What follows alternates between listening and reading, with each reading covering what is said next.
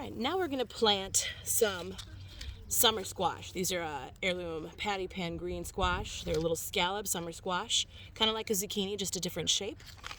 I'm paying attention to the packet here. This says it needs to be plant your seed depth 1 inch deep, and we're going to space them 24 inches.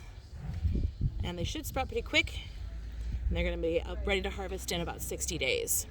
But we're going to plant these because these are a vining plant. They're going to plant them in a mound so they have a place to kind of trail off and run through. So let's start by clearing out our space. I'm going to kind of make sure it's all nice and cleaned out. You can do this with a hoe, you can do this with a hand tool, but it's going to get rid of any of these little weeds that might be in that space, anything that might want to grow and hasn't quite yet. All right, and then loosen up that soil a little bit.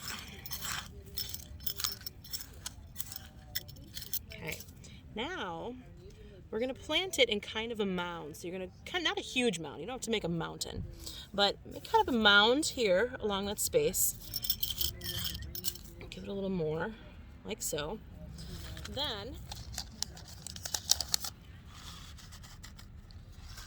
for each one, we're going to plant 3 or 4 different seeds in that space, and we'll thin it out to 2 or 3.